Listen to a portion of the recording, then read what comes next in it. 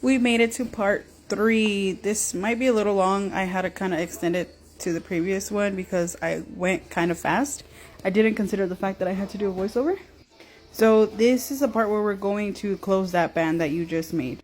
I like to go off the bottom band just because of all the layers and the bulkiness. Sometimes the top band like scooches over, but that's fine. That's normal, at least for me.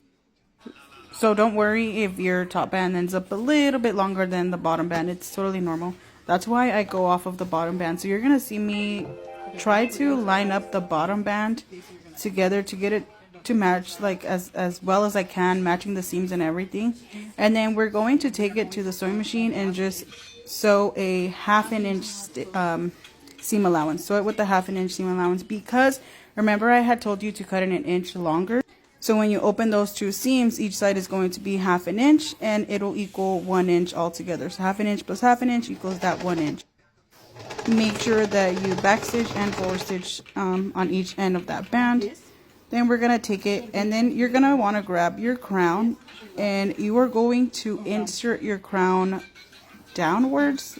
So with the dome down inside of that band. As you can see, the band that I'm showing you, that brown one, is going to match with the brown. So right sides together, put that bill down so it's not in the way when you sew it, when you attach it to the actual crown.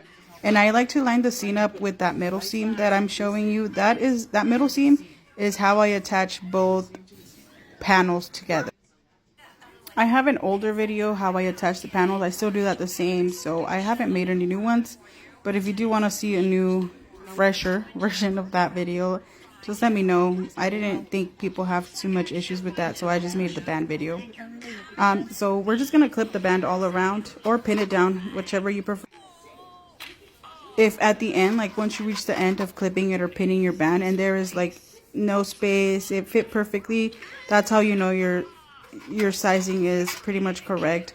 So once in a while my band will be like 1/8 of an inch longer. I'm pretty good with my pattern, so my caps always end up the same size. So the crown is never really the issue, it's always the band. Just because, you know, sometimes we make a mistake, we cut it just a little bit off and it ends up being a little bit longer. All I would do is just take it in a little bit more. But as you can see, it fit perfectly all around. So now we're just going to take it and top stitch all around the crown. I'm trying to bring you guys in so you can see, but obviously I didn't do that great of a job. You're just going to stitch all the way around.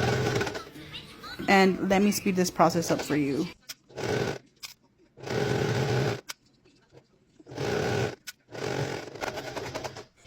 Okay, so we're done. We reached the other side. The two stitches intertwined. I don't know what you call that. Take it off the sewing machine and clip off any little loose threads. That was my mistake right there. You guys just saw me. Sorry about that.